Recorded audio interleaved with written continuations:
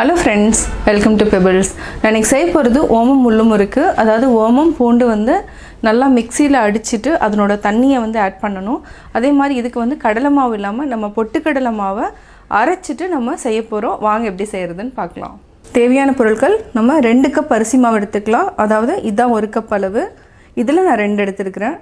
Butter வந்து 2 scoop மாதிரி எடுத்துக்கிறேன். 1/2 டீஸ்பூன் மிளகாய் தூள், 1/2 டீஸ்பூன் உப்பு. தேவையான அளவு நம்ம எடுத்துக்கலாம். 1 டீஸ்பூன் ஓமம், 6 பல் பூண்டு.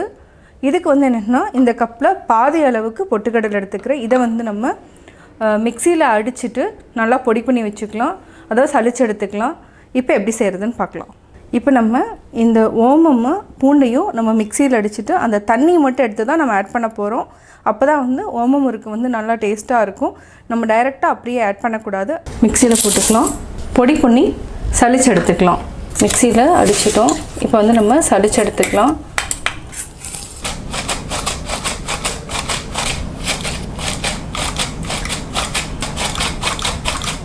இப்போ தான் நம்ம பொட்டுக்கடலை வந்து அரைச்சிட்டோம்.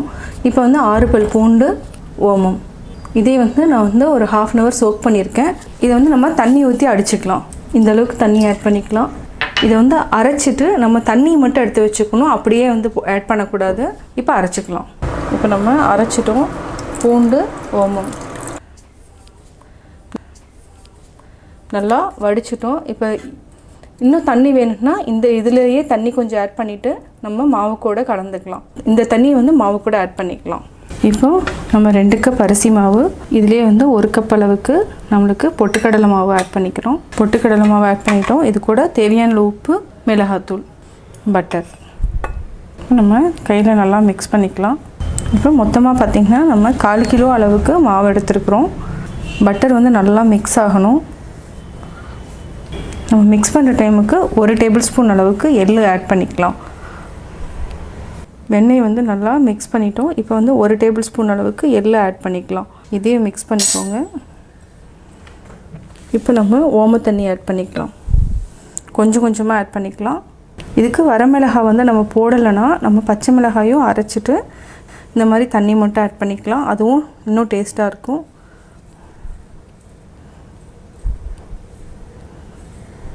நான் திருப்பியும் மிக்சியில் இருக்கிற தண்ணியவே நான் திருப்பியும் ஆட் பண்ணிவிட்டு, அதாவது இந்த தண்ணியவே நம்ம வடிச்சுக்கலாம்.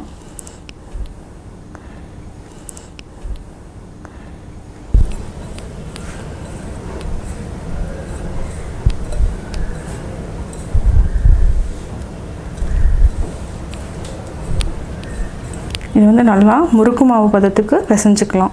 கொஞ்சம் கொஞ்சமாக தண்ணி விட்டு பிசைஞ்சிக்கலாம்.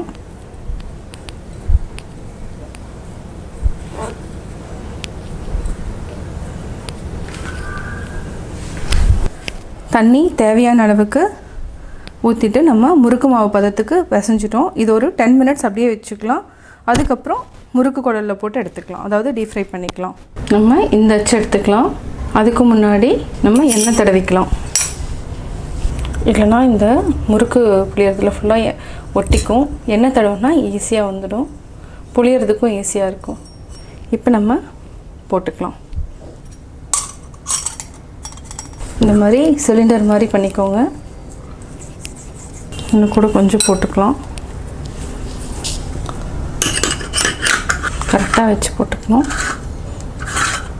எண்ணெய் நல்லா காஞ்சிருச்சு. இப்போ நம்ம அப்படியே புளிஞ்சு எடுத்துக்கலாம். இது வந்து என்னென்னா சின்ன சின்னதாக தான் போட போகிறோம்.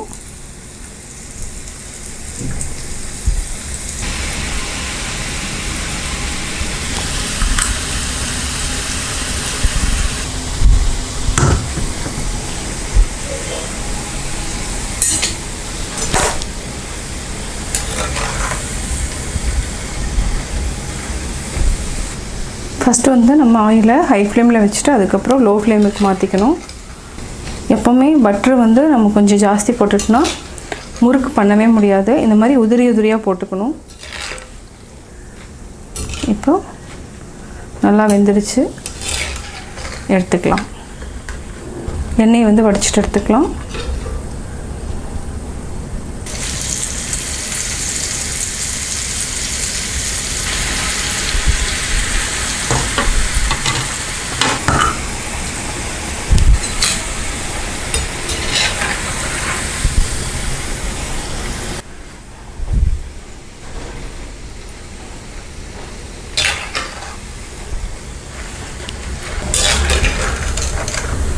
வடிச்சு எடுத்துக்கலாம்.